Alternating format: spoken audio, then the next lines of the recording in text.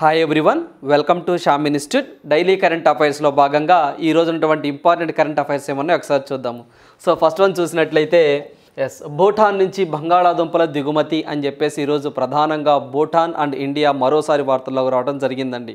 So మనకి ఈ భూటాన్కి సంబంధించి ఈ భూటాన్ దేశం నుంచి ఏవైతే పొటాటోస్ మనం బంగాళాదుంపలు అంటామో ఈ బంగాళాదుంపలను ఇక్కడ దిగుమతి చేసుకోవాలంటే ఫస్ట్ భారతదేశం పర్మిషన్ ఇవ్వాలండి. సో అలా ఎటువంటి షరతులు లేకుండా, సో మీరు ఎటువంటి అగ్రిమెంట్ లేకుండా భూటాన్ నుంచి మన ఇండియాకి ఇవి ఏవైతే మనకి ఇవి ఇంపోర్ట్ చేస్తూ ఉన్నారు. సో జనరల్గా భూటాన్కి అండ్ ఇండియాకి MOU జరిగిందండి, అంటే మెమరాండమ్ ఆఫ్ అండర్స్టాండింగ్ జరిగింది. ఏవైతే ఈ యొక్క బంగాళాదుంపలు అనేవి ఈ యొక్క భూటాన్ నుంచి ఇండియాకి మేము తీసుకుంటాము అని చెప్పేసి గతంలో ఒక అగ్రిమెంట్ జరిగిందండి.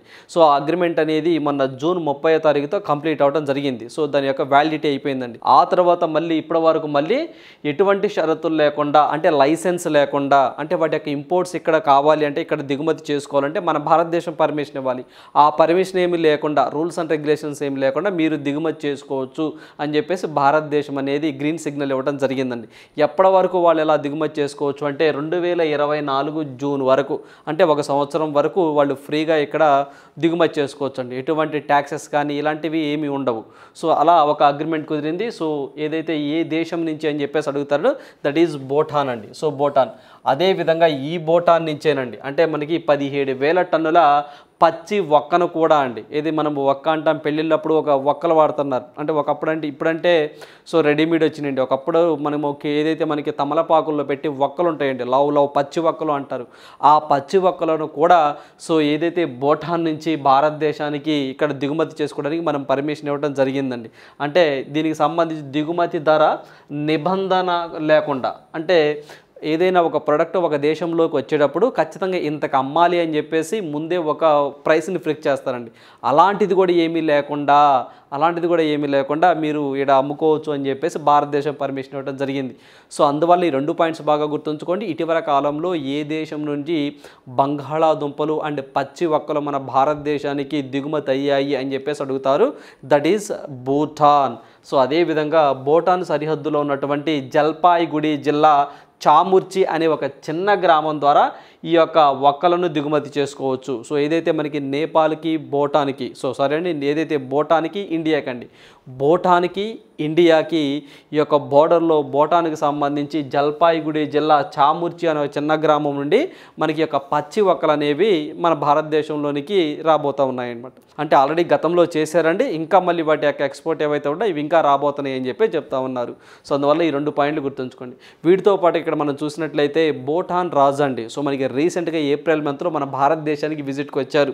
భూటాన్ రాజు వచ్చి మనకు అక్కడ డోక్లాం అనే ఒక వివాదాస్పదమైనటువంటి ప్రాంతం ఒకటి ఉందండి, దాన్నే చికెన్ నెక్ కారిడార్ అని కూడా అంటారండి. సో మనకి డోక్లామే అంటారో, సో మనకి డోక్లాం అని చెప్పేసి అంటామండి, డోక్లాం. దాన్నే చికెన్ నెక్ కారిడార్ అంటే ఏదైతే ఈ యొక్క కోడి ఆకృతిలో ఉంటుందండి, దాని యొక్క షేప్ అంతా ఒక కోడి మెడ ఆకృతిలో ఉంటుంది, అందువల్ల దాన్ని చికెన్ నెక్ కారిడార్ అన్న డోక్లాం అన్న ఒకటే. సో ఈ డోక్లాం యొక్క వివాదము ఇండియా, చైనా అండ్ భూటాన్ సరిహద్దుల్లో ఉంటుంది.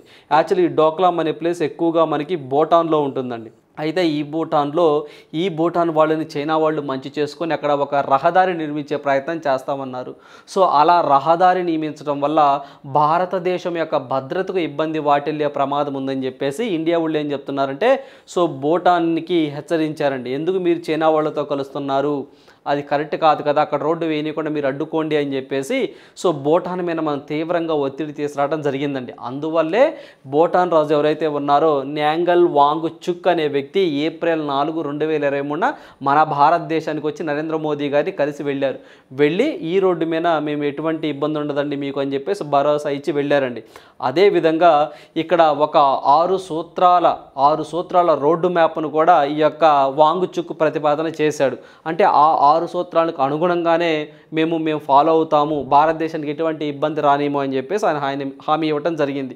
పనిలో పనిగా ఆయన పర్యటనలో భాగంగా మనకి ఇక్కడ కోక్రాఘర్ అని చెప్పేసి ఉంటుందండి, అస్సాం దగ్గర ఉంటుంది ఈ ప్రాంతము. అదేవిధంగా గెలేపు అనే ఒక ప్రాంతం ఉంటుందండి. సో ఈ గెలేపు అనేది భూటాన్లో ఉన్నటువంటి గ్రామము, ఈ యొక్క కోక్రాఘర్ అనేది మనకి అస్సాంలో ఉన్నటువంటి ఒక ప్రాంతం అండి. సో ఇక్కడ ఈ రెండింటికి మధ్య ఒక రైలు లింక్ ప్రాజెక్టు కూడా భూటాన్, ఇండియా సంయుక్తంగా చేపడుతున్నాయి.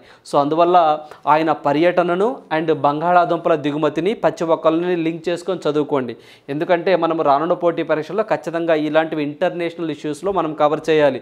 అంటే ఈయన ఏప్రిల్ 4, 2023 ఈయన పర్యటన జరిగింది కాబట్టి ఆయన పర్యటన జరిగినప్పుడు డోక్లాం వివాదం మీద మాట్లాడుకున్నారు. అదేవిధంగా కోక్రాఘర్ నుండి గెలేపి రైలు ప్రాజెక్ట్ ఒక దాన్ని ప్రజెంట్ వర్కింగ్లో ఉందండి. సో ఆ రైలు ప్రాజెక్ట్ ప్రజెంట్ అండర్ కన్స్ట్రక్షన్లో జరుగుతూ ఉంది. ఆ 2 పాయింట్లు, వాటితో పాటుగా ఒక 6 సూత్రాలను కూడా ఈ యొక్క డోక్లాం వివాదం అండి దీనికి ప్రతిపాదన చేశాడు వాంగ్చుక్ గారు. సో ఈ పాయింట్లకి, ఈ 4 పాయింట్లకి ఈ 2 పాయింట్లు కూడా యాడ్ చేసుకోండి. ఇటీవల కాలంలో మనము భూటాన్ నుంచి ఈ యొక్క బంగాళాదుంపలను, పచ్చి వక్కలను సో ఎటువంటి కండిషన్లు పెట్టకుండా మన భారతదేశం యాక్సెప్ట్ చేసిందనే పాయింట్ కూడా ఇక్కడ మనం గుర్తుంచుకోవాలి. సో భూటాన్, సో మీ అందరికీ తెలిసిందేనండి, భూటాన్ క్యాపిటల్ వచ్చేసరికి థింపు అండి. రైట్. సో నెక్స్ట్ వన్ చూసినట్లయితే శ్రీ అల్లూరి సీతారామరాజు సో 125వ జయంతి ముగింపు ఉత్సవాలు అని చెప్పేసి ఈరోజు అల్లూరి సీతారామరాజు గారి యొక్క జయంతి అండి, పుట్టినరోజు. సో ఇతను పుట్టి ఇప్పటికీ 125 సంవత్సరాలు అవుతుందండి. ఇతన్నే మన్యం వీరుడు అని చెప్పేసి అంటారు, అంటే అడవికి యజమాని అని. సో మన్యం వీరుడు అని చెప్పేసి బిరుదు కూడా ఉందండి ఇతనికి, అల్లూరి సీతారామరాజు గారికి. సో ఇతని యొక్క జయంతి సందర్భంగా ఏదైతే మనకి president of India Draupadi Murmu garu మన హైదరాబాద్ రాబోతున్నారండి. సో హైదరాబాద్ వచ్చి అక్కడ గచ్చిబౌలిలో ఈయన జయంతి ఉత్సవాల్లో పార్టిసిపేట్ చేయబోతా ఉన్నారు. సో అందువల్ల రానున్న పోటీ పరీక్షల్లో ఇతను ఎన్నోవ జయంతి ఉత్సవాలు అని చెప్పేసి కూడా అడగడానికి ఆస్కారం ఉంటుంది. అదేవిధంగా ఇతను ఏదైనా విప్లవానికి ఏమైనా నాయకత్వం వహించాడా, లేదా ఇతను ఏదైనా పోలీస్ స్టేషన్ మీద దాడి చేశాడా అని అడిగిన సందర్భాలు ఉన్నాయి.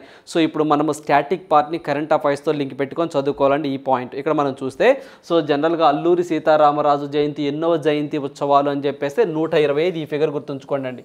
ఎందుకంటే అట్ ద సేమ్ టైం 125వ జయంతి సందర్భం సేమ్ మనము ఏదైతే మనకి లాస్ట్ టైం అండి, సో మనకి లాస్ట్ టైం మనం చూసినట్లయితే నేతాజీ సుభాష్ చంద్రబోస్ గారి యొక్క జయంతి సందర్భంగా 125 రూపాయల నాణ్యాన్ని కూడా మోడీ గారు రిలీజ్ చేయడం జరిగింది.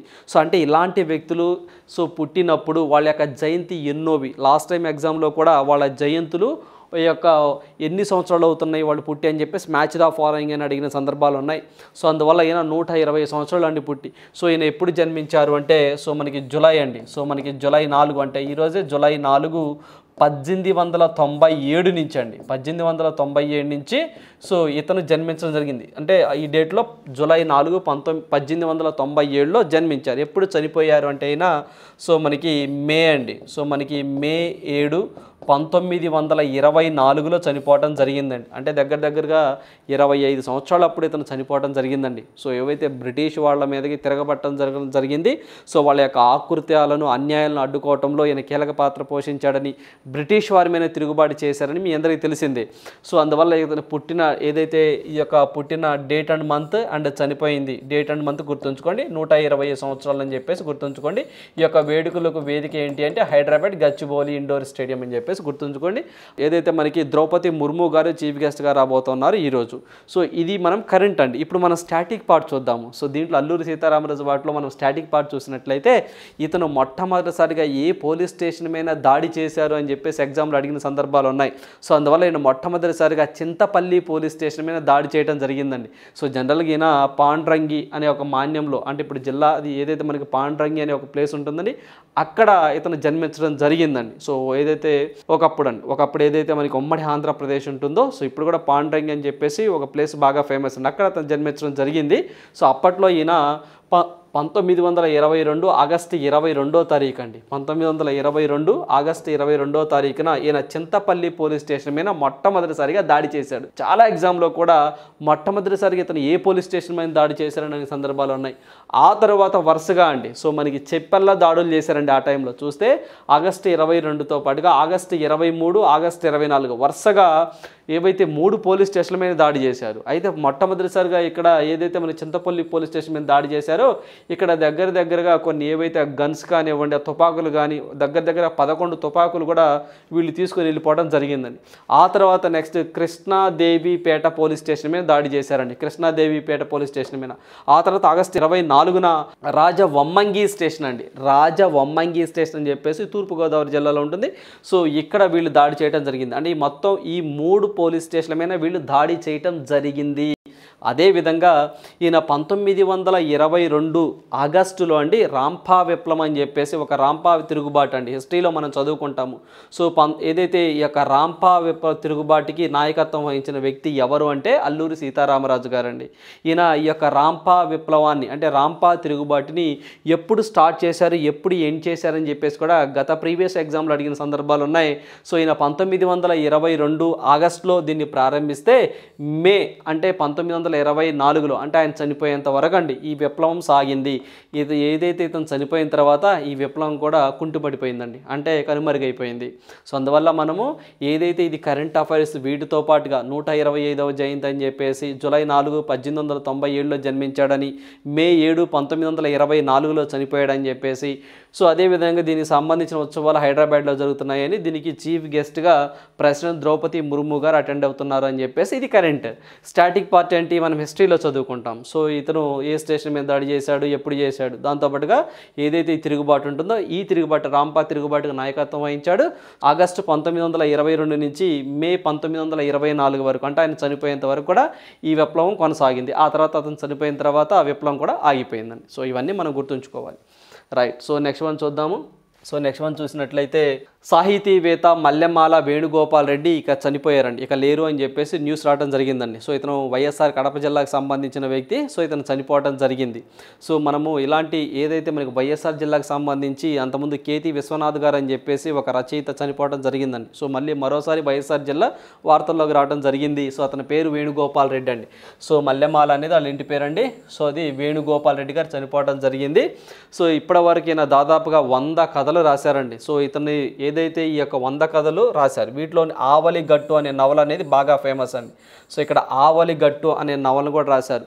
సో ఇటీవల చనిపోయిన వ్యక్తి ఎవరైతే మనకి మల్లెమాల వేణుగోపాల్ రెడ్డి గారు రాసిన ఈ క్రింది నవలలో ఏవి అని చెప్పేసి ఎగ్జామ్లో అడగచ్చు. సో అందువల్ల ఆవలిగట్టు అనే నవలను రాశారు.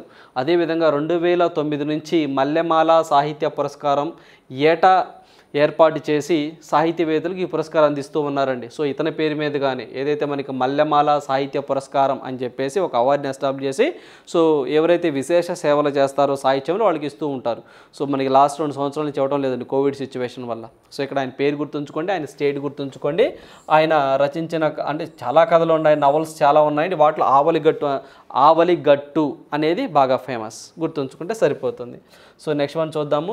సో ఐడిఎఫ్సి ఫస్ట్ బ్యాంక్ అని చెప్పేసి వార్తల్లోకి రావడం జరిగిందండి. మీ అందరికీ తెలిసిందే ఇది ప్రైవేట్ సెక్టార్ బ్యాంక్. సో మనము గత వీడియోస్లో కూడా అంటే లాస్ట్ కరెంట్ అఫైర్స్లో కూడా మనం HDFC bank and HDB so మనకి ఇవి మెర్జ్ అయినాయని చెప్పేసి డిస్కస్ చేసామండి. HDFC and HDFC bank. HDFC అంటే అది గృహ రుణాలను ఇస్తూ ఉంటుంది. సో ఆ హెచ్డిఎఫ్సిని హెచ్డిఎఫ్సి బ్యాంకులోకి మెర్జ్ చేశారండి. యాక్చువల్గా హెచ్డిఎఫ్సి బ్యాంక్ యొక్క మాతృ సంస్థే, దాని యొక్క పేరెంటల్ ఆర్గనైజేషనే సో మనకి హెచ్డిఎఫ్సి బ్యాంకు. సో ఈ హెచ్డిఎఫ్సి బ్యాంకులోకే హెచ్డిఎఫ్సిని మెర్జ్ చేశారు. సో అది మన కరెంట్ అఫైర్స్లో డిస్కస్ చేసుకున్నాం. అది ప్రైవేట్ సెక్టర్ సంబంధించిన ఒప్పందం అని చెప్పేసి మనం డిస్కస్ చేసాం. సో ఇప్పుడు మళ్ళీ ఐడిఎఫ్సి బ్యాంక్ వార్తల్లోకి వచ్చిందండి. సో ఐడిఎఫ్సి ఫస్ట్ బ్యాంక్ అని చెప్పేసి ఇది బ్యాంక్ అండి. సో ఐడిఎఫ్సి అని చెప్పేసి దీని పేరెంటల్ ఆర్గనైజేషన్ అండి. సేమ్ హెచ్డిఎఫ్సి లెక్కేనండి, సేమ్ హెచ్డిఎఫ్సి లెక్కే. సో ఇది మెర్జ్ అవటం జరిగిందండి. సో ఐడిఎఫ్సి ఫస్ట్ బ్యాంకులోకి మాతృ సంస్థ ఐడిఎఫ్సి లిమిటెడ్ విలీనం కానుంది. అంటే ఈ యొక్క ఐడిఎఫ్సి ఏం చేస్తుంది సార్ అంటే it is a non banking financial company అండి. సో ఇది ఒక non banking financial company, loans ఇస్తూ ఉంటుందండి. అంటే మనకి ఎన్బిఎఫ్సిస్ అంటే మీకు ఐడియానే ఉంటుందండి, నాన్ బ్యాంకింగ్ ఫినాన్షియల్ కంపెనీస్. అంటే బ్యాంకులకు షాడోగా పనిచేస్తూ ఉంటాయి. బ్యాంకులు ఏవైతే పనులు చేయలేవో ఆ పనులన్నీ అంటే లైక్ మనకి ఈ డిపాజిట్లు ఇవ్వడం, తీసుకోవడం, కొన్ని సెక్టార్లో లోన్స్ ఇవ్వడం, ఇలాంటివన్నీ చేస్తూ ఉంటాయి నాన్ బ్యాంకింగ్ ఫినాన్షియల్ కంపెనీస్ అనేవి. సో దానికి సంబంధించింది ఐడిఎఫ్సి. సో దాంట్లో నుంచి వచ్చింది ఐడిఎఫ్సి ఫస్ట్ బ్యాంక్. జనరల్గా ఈ యొక్క ఐడిఎఫ్సిని ఎప్పుడు స్థాపించారు అంటే ఇది 1997లో ఐడిఎఫ్సి ఆవిర్భవించిందండి. ఆ తర్వాత ఏవైతే మనకి బ్యాంకింగ్లో లైసెన్సులు ఇవ్వటం వల్ల 2015లో ఐడిఎఫ్సి ఫస్ట్ బ్యాంక్ అని చెప్పేసి పర్మిషన్ తీసుకున్నారు వీళ్ళు. సో అదేవిధంగా ఇక్కడ మనం చూస్తే ఐడిఎఫ్సి అంటే ఇక్కడ మనం ఫుల్ ఫామ్ కూడా గుర్తుంచుకోవాలి. So infrastructure development finance company. So మనకి ఇన్ఫ్రాస్ట్రక్చర్ డెవలప్మెంట్ ఫినాన్స్ కంపెనీ అనేది దాని యొక్క పూర్తి అబ్రివేషన్ అండి. సో దాని యొక్క పేరెంటల్ ఆర్గనైజేషన్ అనేది ఈ యొక్క ఐడిఎఫ్సి ఫస్ట్ బ్యాంకులోకి మెర్జ్ అయింది. It is a private sector bank అని చెప్పేసి గుర్తుంచుకోండి. ఈ ఐడిఎఫ్సి బ్యాంక్ వాళ్ళే అంటే ఈ యొక్క ఐడిఎఫ్సి ఫస్ట్ బ్యాంక్ వాళ్ళే క్యాపిటల్ ఫస్ట్ అని చెప్పేసి ఒక దాన్ని టేక్ ఓవర్ చేసుకున్నారండి. It is a non banking financial company. ఇది ఒక నాన్ బ్యాంకింగ్ అంటే బ్యాంకింగేతర కంపెనీ అండి ఏదైతే మనకి క్యాపిటల్ ఫస్ట్ అనేది. ఈ క్యాపిటల్ ఫస్ట్ అనేది ఐడిఎఫ్సి ఫస్ట్ బ్యాంకులోకి 2018లో మెర్జ్ చేసుకున్నారనే పాయింట్ కూడా ఇక్కడ మనం గుర్తుంచుకోవాలి. ఈ యొక్క IDFC first bank head quarters ఎక్కడ ఉంటుందంటే ముంబై మహారాష్ట్ర అనేది మనం ఇక్కడ చదువుకోవాలి. వీటితో పాటుగా దీని ట్యాగ్ లైన్ మనం చూసినట్లయితే ఆల్వేస్ యూ ఫస్ట్ అనేది దీని ట్యాగ్ లైన్ అండి. సో మనకి ఆల్వేస్ యూ ఫస్ట్ అనేది దీని ట్యాగ్ లైన్గా ఉంది. సో దీని యొక్క హెడ్ క్వార్టర్ వచ్చేసరికి ముంబై మహారాష్ట్ర. దీనికి వైద్యనాథన్ దీని యొక్క ఎండి అండ్ సిఈఓ అండి. సో ఎండి అండ్ సిఈఓగా ఎవరున్నారంటే సో మనకి వైద్యనాథన్ అండి, వైద్యనాథన్ అని చెప్పేసి. సో మనకి వైద్యనాథన్ అండి. సో వైద్యనాథన్ అనే వ్యక్తి ఐడిఎఫ్సి ఫస్ట్ బ్యాంక్కి ఎండి అండ్ సిఈగా ఉండడం జరిగింది. దాని హెడ్ క్వార్టర్ దాని ట్యాగ్ లైన్ గుర్తుంచుకోండి. అదేవిధంగా క్యాపిటల్ ఫస్ట్ అనేది ఐడిఎఫ్సి ఫస్ట్ బ్యాంకులోకి 2018లో మెర్జ్ అయింది. జనరల్గా ఐడిఎఫ్సి ఎప్పుడు స్టార్ట్ అయింది అంటే 2015 అండి. దీని తర్వాత ఏదైతే మనకి ఐడిఎఫ్సి ఉంటుందో ఈ ఐడిఎఫ్సి బ్యాంకింగ్గా ఎప్పుడు పర్మిషన్ తీసుకుంది అంటే 2015లో పర్మిషన్ తీసుకుందండి. అంటే బ్యాంకింగ్ సెక్టర్లోకి అడుగు పెట్టింది. సో అందువల్ల మనం దీన్ని అండ్ హెచ్డిఎఫ్సి బ్యాంక్ని మీరు ఖచ్చితంగా రెండు లింక్ చేసుకొని చదువుకోవాలండి. ఖచ్చితంగా మనం అడగడానికి ఆస్కారం ఉంటుంది. సో మనకి హెచ్డిఎఫ్సి అనేది దేంట్లోకి మెర్జ్ అయిందంటే హెచ్డిఎఫ్సి బ్యాంకులోకి మెర్జ్ అయింది. Point number 1. ఇంకోటి వచ్చేసరికి ఐడిఎఫ్సి దేంట్లోకి మెర్జ్ అయింది అంటే ఐడిఎఫ్సి సో మనకి ఫస్ట్ బ్యాంక్ అని చెప్పేసి ఉంటుంది ఆ బ్యాంకులోకి మెర్జ్ అయిందండి. సో ఈ రెండు కూడా మీరు లింక్ చేసుకొని చదువుకోవాలి. సో ఎందుకంటే హెచ్డిఎఫ్సి అనేది గృహాలకు గృహ రుణాలు ఇస్తుందంటే అంటే హౌసింగ్కి సంబంధించి రుణాలు ఇస్తూ ఉంటుంది. సో దానికి సంబంధించి మన కరెంట్ అఫైర్స్లో డిస్కస్ చేసాం. సో దీనికి కూడా ఇది కూడా అంతేనండి. It is a non banking financial companies అనమాట. సో ఇది కూడా లోన్స్ ఇస్తూ ఉంటుంది, దీంట్లోకి మెర్జ్ అయింది. సో ఇవన్నీ లింక్ చేసుకొని చదువుకోండి. రైట్. సో నెక్స్ట్ వన్ చూద్దాము. సో నెక్స్ట్ వన్ చూసినట్లయితే RBI released financial stability report. జనరల్గా మన భారతదేశంలో ఈ యొక్క ఫినాన్షియల్ స్టెబిలిటీ రిపోర్ట్ని ఎవరు రిలీజ్ చేస్తారు అని చెప్పేసి చాలా ఎగ్జామ్లు అడిగారండి. అంటే మనకి మినిస్ట్రీ ఆఫ్ ఫినాన్స్ చేస్తుందా లేదా ministry of planning and implementation వాళ్ళు చేస్తారా, అదేవిధంగా రిజర్వ్ బ్యాంక్ ఆఫ్ ఇండియా చేస్తుందా, సెబీ చేస్తుందా అని చెప్పేసి ఇలా అడుగుతున్న సందర్భాలు ఉన్నాయి. మన భారతదేశంలో ఈ యొక్క ఫినాన్షియల్ స్టెబిలిటీ రిపోర్ట్ని రిలీజ్ చేసేది ఎవరు అంటే సో ఆర్బీఐ అండి, రిజర్వ్ బ్యాంక్ ఆఫ్ ఇండియా వాళ్ళు రిలీజ్ చేస్తూ ఉంటారు. ప్రతి సంవత్సరంలో 2 సార్లు రిలీజ్ చేస్తారండి. 6 నెలలకు ఒకసారి రిలీజ్ చేస్తారు. జూన్లో ఒకసారి రిలీజ్ చేస్తారు, యాజ్ వెల్ యాజ్ డిసెంబర్లో ఒకసారి రిలీజ్ చేస్తారు. అయితే మన భారతదేశంలో ఆర్థిక వ్యవస్థ ఎలా ఉంది, సో ఏ రాష్ట్రాలు యొక్క పనితీరు ఎలా ఉంది, సో ఎంత డబ్బులు ఖర్చు పెడుతున్నాయి, అదేవిధంగా బ్యాంకింగ్ సెక్టార్లో ఏమైనా మార్పులు వచ్చాయా, అదేవిధంగా ఈ యొక్క నాన్ పర్ఫార్మింగ్ అసెట్స్ ఎలా ఉన్నాయి అంటే మనకి మొండి బకాయిలు ఎలా ఉన్నాయి, deposit insurance credit guarantee corporation అని చెప్పేసి ఉంటుందండి. 1961 యాక్ట్ వచ్చింది. సో ఎన్ని డిపాజిట్లకి ఇన్సూరెన్స్ సదుపాయాన్ని కల్పిస్తున్నారు, సో ఇలాంటివన్నీ నిరార్థక ఆస్తులు ఎన్నున్నాయి, బ్యాంకు గ్రోత్ రేట్ ఎలా ఉంది, బ్యాంకుల యొక్క పనితీరు ఎలా ఉంది అని చెప్పేసి ఇలా క్యాలిక్యులేట్ చేసి ఒక రిపోర్ట్ని తయారు చేసింది రిజర్వ్ బ్యాంక్ ఆఫ్ ఇండియా. ఆ రిపోర్ట్ అనేది రిలీజ్ అవడం జరిగిందండి. సో దీంట్లో చాలా ఫ్యాక్టర్స్ ఉంటాయి, బట్ మెయిన్గా ఇక్కడ మనం గుర్తుంచుకోవాల్సిన చాలా ఉంటాయండి. సో మనకి ఈ యొక్క ఏదైతే మనకి క్యాపిటల్ అడక్యూసీ రేషియో ఎలా ఉందని చెప్పేసి, అదేవిధంగా నాన్ పర్ఫార్మింగ్ అసెట్స్ రేట్స్ ఎలా ఉన్నాయని చెప్పేసి ఇలాంటివి చాలా ఉంటాయి. వాటిలో మెయిన్గా మనము deposit insurance credit guarantee act అని చెప్పేసి 1961లో వస్తుందండి. దాన్నే మనం షార్ట్ ఫామ్లో డిఐసిజి అంటామండి, అంటే డిపాజిట్ ఇన్సూరెన్స్ క్రెడిట్ గ్యారంటీ అంటాం. సో యాక్ట్ ఎప్పుడు వచ్చింది? 1961లో వచ్చిందండి. 1961లో వచ్చింది ఈ యొక్క యాక్ట్. ఏంది సార్ అంటే ఇది సెటిల్మెంట్ క్లైమ్స్ 751.8 crores. అంటే జనరల్గా ఈ యొక్క deposit insurance credit guarantee act అంటే ఏంటి అంటే మనం ఏదైతే బ్యాంకులో డిపాజిట్ చేస్తామో ఆ డిపాజిట్స్కి ఇన్సూరెన్స్ సదుపాయాన్ని కల్పించడం దీని యొక్క యాక్ట్ యొక్క ముఖ్య ఉద్దేశం. అంటే ఫర్ ఎగ్జాంపుల్ మన సాధారణ భాషలో చెప్పాలి అంటే ఒక వ్యక్తి ఎవరైతే ఒక వ్యక్తి ఎక్స్ అనే వ్యక్తి బ్యాంకులో ₹1,00,00,000 డిపాజిట్ చేశాడండి, స్టేట్ బ్యాంక్ ఆఫ్ ఇండియాలో అనుకుందాం ఫర్ ఎగ్జాంపుల్ ₹1,00,00,000 డిపాజిట్ చేస్తే సో ఆఫ్టర్ దట్ ఒక 1 వీక్ తర్వాత ఆ బ్యాంక్ దివాలా తీసిందండి. సో దివాలా తీసింది. అప్పుడు మరి ₹1,00,00,000 డిపాజిట్ చేశాడు కదా ఆ వ్యక్తి, మరి ఆ ₹1,00,00,000 పరిస్థితి ఏంటి అతనికి అంటే ఆ ₹1,00,00,000కి ఇన్సూరెన్స్ సదుపాయాన్ని కల్పిస్తారండి. అయితే ఆ ఇన్సూరెన్స్ సదుపాయాన్ని ఎంత కల్పిస్తారు అంటే 5 లక్షలు మాత్రమే కల్పిస్తారు, గుర్తుంచుకోండి. మొన్నటిదాకా ₹1,00,000 ఉండేదండి, ఇప్పుడు పెంచారు, 5 లక్షలకి పెంచారు. సో 5 lakhs ఇస్తారు దీని కింద. అంటే మరి నేను వేసిన ₹1,00,00,000 కదా నాకు డిపాజిట్ చేసింది, నాకు మరి ఎంత ఇస్తారంటే 5 లక్షలే ఇస్తారండి, గుర్తుంచుకోండి. అందువల్ల మొత్తం అమౌంట్ రాదు. ఫర్ ఎగ్జాంపుల్ ₹1,00,000 వేసారండి, 1,00,000 ఇస్తే 5 లక్షలు ఇవ్వరండి, దానికి సంబంధించి కొంత తగ్గించేసి ఇస్తారండి. దాన్ని deposit insurance credit guarantee act అని చెప్పేసి అంటాము. అలాంటివి ఎంత అమౌంట్లు కేటాయించారట అంటే కొన్ని బ్యాంకులు ఈ మధ్యకాలంలో డిపాజిట్లు అంటే లాస్ అయినాయి కదండి, అట్లా అలాంటి డిపాజిట్స్కి ఎంత అమౌంట్ చెల్లించారంట అన్ని బ్యాంకులు అంటే సో 751.8 కోట్లు 2022-23 ఫినాన్షియల్లో ఇంత అమౌంట్ దీనికి కేటాయించాము అని చెప్పి చెప్తున్నారు. అంటే డిపాజిట్ ఇన్సూరెన్స్ క్రెడిట్ గ్యారంటీ యాక్ట్కి మేము కేటాయించాము ఆ స్కీమ్కి అంటున్నారు. అంటే ఇంత అమౌంట్ ఈ యొక్క డిపాజిట్లకు మేము ఇచ్చాము అని చెప్పి చెప్తా ఉన్నారండి. ఆ పాయింట్ ఒకటి గుర్తుంచుకోండి మెయిన్గా. సో దాంతోపాటుగా ఇక్కడ మనకి revenue expenditure declined from 14.2% of GDP in final year 22.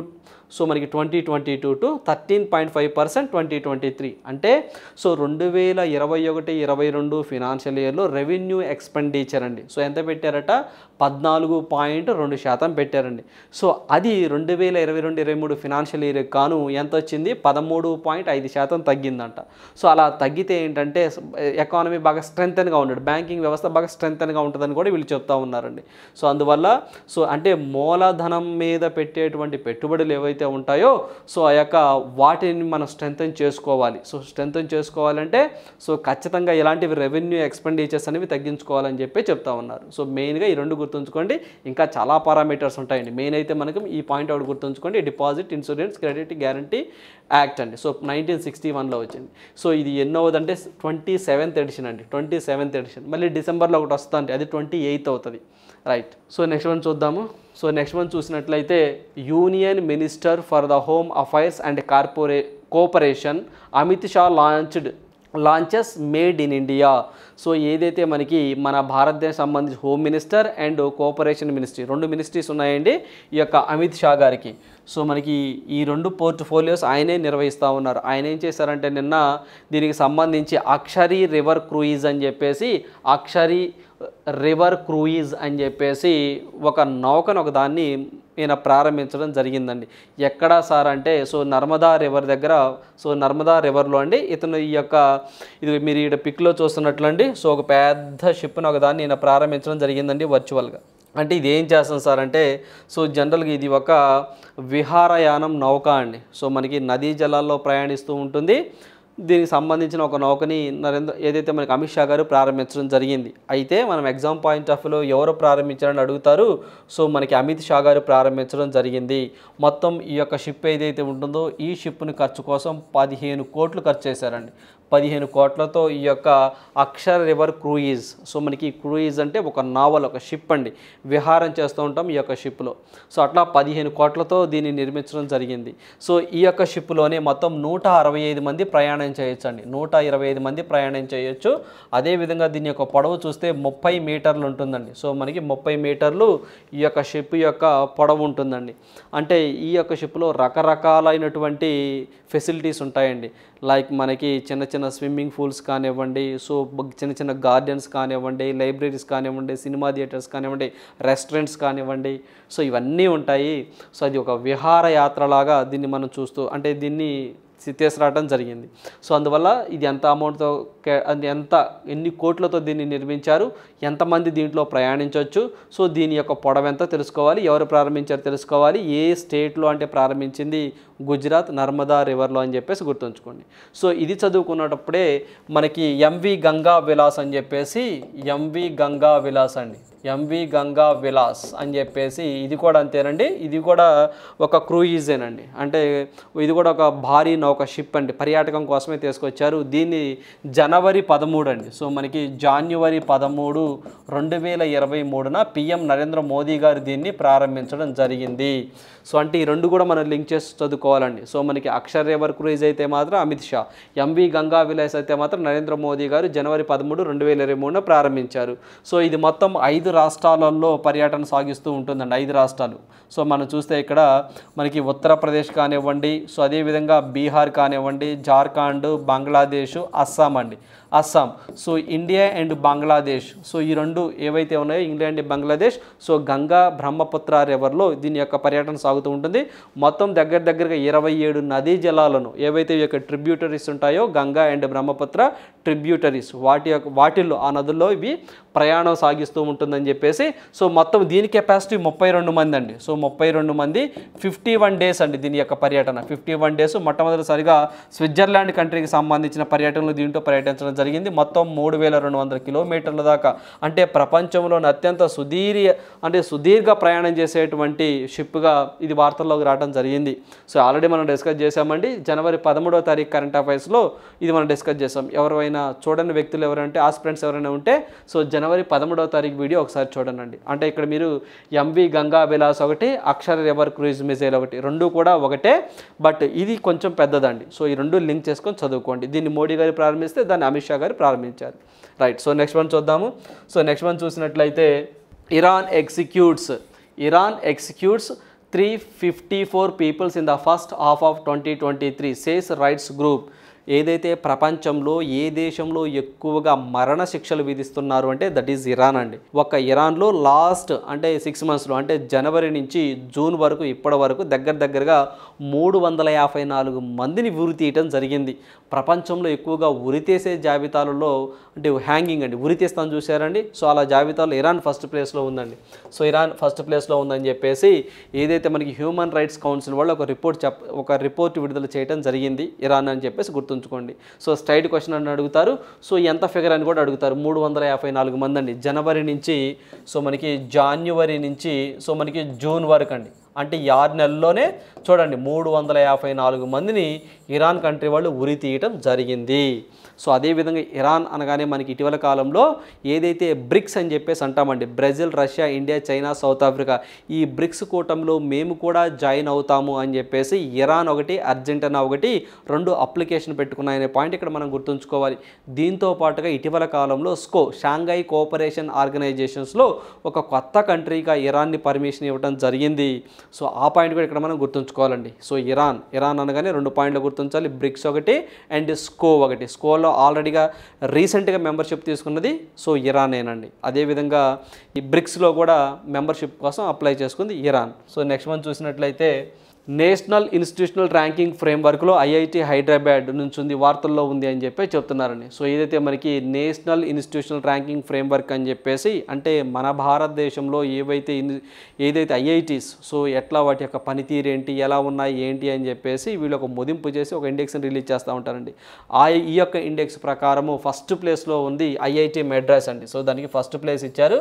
అంటే ఏవైతే ఈ యొక్క బోధన రీత్యా కానివ్వండి, రీసెర్చ్ రీత్యా కానివ్వండి, ప్లేస్మెంట్ రీత్యా కానివ్వండి, క్వాలిటీ ఎడ్యుకేషన్ ప్రకారం కానివ్వండి, సో ఐఐటి మెడ్రాస్ అనేది ఫస్ట్ ప్లేస్లో ఉందని చెప్పేసి నేషనల్ ఇన్స్టిట్యూషనల్ ర్యాంకింగ్ ఫ్రేమ్వర్క్లో మొట్టమొదటి స్థానం నుంచి ఉంది. ఐఐటి అంటే ఐఐటి మెడ్రాస్ అండి. Second Delhi, second Bombay, 4th Kanpur, 5th Roorkee. So ఇవి గుర్తుంచుకోండి. స్ట్రైట్ క్వశ్చన్ అడుగుతారండి. ఏదైతే నేషనల్ ఇన్స్టిట్యూషనల్ ర్యాంకింగ్ ఫ్రేమ్వర్క్లో మొదటి 3 స్థానాల్లో నిలిచినటువంటి ఐఐటీస్ ఏవి మన భారతదేశంలో అని అడుగుతారు, అంతే సింపుల్. సో ఈ 3 గుర్తుంచుకొని సరిపోతుంది, Madras, Delhi, Bombay. Right. So next one చూద్దాము. సో నెక్స్ట్ వన్ చూసినట్లయితే WHO world health organisation reports in 2019 3,95,000 deaths of childrens under 5 due to unsafe wash. ఏదైతే వరల్డ్ హెల్త్ ఆర్గనైజేషన్ అని చెప్పేసి అంటే ప్రపంచ ఆరోగ్య సంస్థ వీళ్ళ నివేదిక ప్రకారం 2019లో సో ఎవరైతే 5 సంవత్సరాల లోపు ఉన్నటువంటి పిల్లలు ఎవరైతే ఉన్నారో వీళ్ళు సరైన పారిశుద్ధ్యం లేకుండా, అంటే సరైన డ్రింకింగ్ వాటర్ కానివ్వండి, సో ఆ పక్కన ఉన్నట్టు ఎన్విరాన్మెంట్ అంతా అన్హెల్దీగా ఉండి దగ్గరగా 3,95,000 మంది చనిపోయారు అని చెప్పేసి వీళ్ళు రిపోర్ట్ ఇవ్వడం చూడండి ఎంత దౌర్భాగ్య పరిస్థితిలో ఉందో ప్రపంచం. సో ఒక రిపోర్టు ప్రకారము ఏదైతే ఈ యొక్క వరల్డ్ హెల్త్ ఆర్గనైజేషన్ రిపోర్టు ప్రకారమే ప్రపంచవ్యాప్తంగా ప్రజెంట్ ఇప్పుడు మనుషులు తాగుతున్నటువంటి డ్రింకింగ్ వాటర్ 1%, అంటే 1% పీపుల్ మాత్రమే ప్యూర్ మంచి వాటర్ తాగుతున్నారు. మిగతా 99% అనేది కలుషితమైన వాటర్ తాగుతున్నారు అని చెప్పేసి WHO రిపోర్ట్లో బయటపడిందండి. సో ఆ రిపోర్ట్లో చూడండి. సో దీ ఎఫెక్ట్ అనేది పిల్లల మీద కూడా చూపిస్తుంది. ఎవరైతే 5 సంవత్సరాల లోపు ఉన్న పిల్లలండి, 5 ఇయర్స్ లోపు ఉన్న పిల్లలు, సో ఏదైతే మనకి త్రాగునీరు కానివ్వండి, డ్రింకింగ్ వాటర్ కానివ్వండి, పారిశుద్ధ్యము శానిటేషన్ కానివ్వండి, అండ్ పరిశుభ్రత, సో ఏదైతే మనకు హైజెనిక్ అని చెప్పేసి అంటాం, ఈ 3 లేక ఇబ్బంది పడి దగ్గరగా 2019లో 3,95,000 మంది చనిపోయారని చెప్పేసి రిపోర్ట్ ఇవ్వడం జరిగింది. సో దాంట్లో పర్టికులర్గా ఎక్కువగా మనకి ఏదైతే మనకి ఈ యొక్క డిప్తీరియా అని చెప్పేసి అంటామండి. సో దీనివల్ల ఎక్కువగా చనిపోయారు. అతిసార వ్యాధి అని చెప్పేసి అంటామండి. సో సరైన వాటర్ లేక శుభ్రం లేకపోతే అతిసార వ్యాధులే వస్తాయండి. సో దానివల్ల ఎక్కువ మంది పిల్లలు చనిపోయారని చెప్పేసి WHO చెప్తా ఉన్నారు. సో ఈ పాయింట్ గుర్తుంచుకొని సరిపోతుంది. సో ఎంతమంది చనిపోయారు, సో అదేవిధంగా ఎందుకు, సో అదేవిధంగా ఏ ఏజ్ పిల్లలు చనిపోతున్నారు, ఈ 3 పాయింట్లు గుర్తుంచుకోండి. సో దాంట్లో భాగంగానే త్రాగునీరు ఒకటి, పారిశుద్ధ్యం ఒకటి, పరిశుభ్రత ఒకటి. సో ఈ 3 లోపించి 5 ఇయర్స్ బిలో పిల్లలండి, 5 ఇయర్స్ బిలో పిల్లలు చనిపోతూ ఉన్నారు. అదేవిధంగా మొత్తం 183 దేశాలు ఉంటాయండి WHOలో, వరల్డ్ హెల్త్ ఆర్గనైజేషన్లో. ఈ 183 దేశాలను పరిగణలోకి తీసుకొని వీళ్ళు ఒక రిపోర్ట్ చెప్పడం జరిగింది. సో ఇంతమంది పిల్లలు 3,95,000 మంది చనిపోయారని చెప్పేసి, రైట్. సో నెక్స్ట్ వన్ చూద్దాం. సో నెక్స్ట్ వన్ చూసినట్లయితే IN అండ్ ICG. IN అంటే మనం ఇక్కడ ఇండియన్ నేవీ అని, ICG and Indian coast guard అని చెప్పేసి అంటామండి. ఈ 2 MOU కుదుర్చుకున్నాయి, అంటే సైన్ చేసినాయి. దేని మీద? IPRCL అని చెప్పేసి అంటామండి. అంటే ఇక్కడ Indian port rail and ropeway corporation అని చెప్పేసి అంటామండి. So to develop a gallery at NMHC అని చెప్పేసి అంటున్నారు. అంటే నేషనల్ మ్యారీటైమ్ మ్యూజియం అని చెప్పేసి అంటామండి. అంటే మన భారతదేశం సంబంధించి నేషనల్ మ్యారీటైమ్ మ్యూజియం అని చెప్పేసి ఈ యొక్క national maritime museum present under కన్స్ట్రక్షన్లో ఉందండి. సో దీనికి 2019లో నరేంద్ర మోదీ గారు ఫౌండేషన్ స్టోన్ వేయడం జరిగింది. మొత్తం 4,500 కోట్లతోనండి, 4,500 కోట్లతో ఈ యొక్క నేషనల్ మ్యారీటైమ్ మ్యూజియాన్ని గాంధీనగర్ గుజరాత్, సో గుజరాత్లో ప్రజెంట్ అండర్ కన్స్ట్రక్షన్లో కడుతూ ఉన్నారు. అయితే దీనికి సంబంధించి ఇదొక మ్యూజియం కదా, మరి దీంట్లో ఆ లోపల ఆర్ట్ గ్యాలరీ కావాలి కదా, ఆ ఆర్ట్ గ్యాలరీని ఏదైతే ఇక నేవీ వాళ్ళు, కోస్ట్ గార్డ్ వాళ్ళు వీళ్ళిద్దరూ సంయుక్తంగా అందిస్తాము మేము అని చెప్పేసి ఈ యొక్క నేషనల్ మ్యారీటైమ్ మ్యూజియం కార్పొరేషన్తో టైప్ అవడం జరిగింది. సో అందువల్ల న్యూస్లోకి రావడం జరిగిందండి. అయితే ఇక్కడ మనం బాగా గుర్తుంచుకోవాల్సింది ఏదైతే మనకి ప్రజెంట్ షిప్పింగ్ మినిస్టర్ ఎవరైతే ఉన్నారో సర్బానంద్ సోనోవాల్ గారు అండి, ఈ రిపోర్ట్ ఇవి మాట్లాడుతూ మోడీ గారు దీన్ని ప్రెస్టీజియస్గా తీసుకున్నారని చెప్పేసి, సో ఇది మొత్తం 4,500 కోట్లు దీన్ని కేటాయించామని చెప్పేసి చెప్పడం జరిగింది. సో అందువల్ల ఇక్కడ 4,500 కోట్లు గుర్తుంచుకోండి. మోడీ గారు 2019లో సో దీనికి ఫౌండేషన్ స్టోన్ వేయడం జరిగిందండి. ఫేజ్ 1 కంప్లీట్ అయిందండి, ఫేజ్ 2 జరుగుతూ ఉంది. సో దాంట్లో భాగంగానే మనకి ఇండియన్ నేవీ ఒకటి, ఇండియన్ కోస్ట్ గార్డ్ వీళ్ళిద్దరూ సంయుక్తంగా కలిసి Indian port rail and ropeway corporation, so వీళ్ళు బిల్డ్ చేస్తున్నారండి. ఏదైతే మనకి Indian port rail and ropeway corporation వీళ్ళు బిల్డ్ చేస్తున్నారు ఈ యొక్క నేషనల్ మ్యారీటైమ్ని. సో దీంట్లో లోపల ఆ గ్యాలరీ ఏదైతే ఉంటుందో, ఆర్ట్ ఏదైతే ఉంటుందో దానికి కోఆపరేషన్ ఎవరు చేస్తారంట? నేవీ వాళ్ళు, కోస్ట్ గార్డ్ వాళ్ళు చేస్తారు. అందువల్ల ఈ ఆర్గనైజేషన్స్తో ఏదైతే మనకి IPRR ఉంటుందో, సో దీంతో Indian port and rail ropeway ఉంటుందో, సో దీంతో వీళ్ళిద్దరూ MOU కుదుర్చుకోవడం జరిగింది. సో సింపుల్గా మనం క్వశ్చన్ అడగాలంటే ఈ యొక్క నేషనల్ మ్యారీటైమ్ సో ఎక్కడ, ఏ స్టేట్లో దీన్ని బిల్డ్ చేస్తున్నారని ఎగ్జామ్లో అడగొచ్చు. So that is Gujarat, Gandhinagar అని చెప్పేసి గుర్తుంచుకోండి, రైట్. సో నెక్స్ట్ వన్ చూద్దాము. సో నెక్స్ట్ వన్ చూసినట్లయితే క్వశ్చన్ ఫర్ యూ, ఈ ప్రశ్న మీకోసమే. చూసినట్లయితే ఏప్రిల్ 2023లో ఏ రాష్ట్ర శాసనసభ ఫ్యాక్టరీల సవరణ చట్టం 2023ను ఆమోదించి ఫ్యాక్టరీ కార్మికుల రోజువారీ పని షిఫ్ట్ను ప్రస్తుతం 8 గంటల నుండి 12 గంటలకు పెంచడానికి, సో అంటే వారు వారానికి 4 రోజులు పని చేయడాన్ని ఎంచుకోవచ్చు. అంటే చేస్తే ఓటీ చేయొచ్చు అండి, 8 గంటల నుంచి 12 గంటలు చేయొచ్చు. సో 2 డేస్ లీవ్ తీసుకోవచ్చు. సో లేదా పూర్తిగా వారం మొత్తం చేయొచ్చు. అంటే 8 గంటల నుంచి 12 గంటలకు పెంచినటువంటి ఏ రాష్ట్రంలో ఈ యొక్క ఇలాంటి ఒక ఫ్యాక్టరీ కార్మికుల చట్టాన్ని సవరణ చేశారు అంటే, సో దట్ ఈజ్ తమిళనాడు అండి. సో మనకి తమిళనాడులో ఈ యొక్క ఫ్యాక్టరీ చట్టానికి సవరణలు చేయటం జరిగింది. రైట్. సో ఇవ్వండి ఈరోజు ఉన్నటువంటి ఇంపార్టెంట్ కరెంట్ అఫైర్స్. సో ప్రతి ఒక్క అభ్యర్థి కూడా ప్రతిరోజు కరెంట్ అఫైర్స్కి 1 అవర్ కేటాయించండి. సో మనము ఒకసారి చదివితే గుర్తుండవండి. సో కనీసం 4-5 రివిజన్స్ చేస్తూ ఉన్నప్పుడే మన కరెంట్ అఫైర్స్ బాగా గుర్తుంటాయి. So thank you. All the best.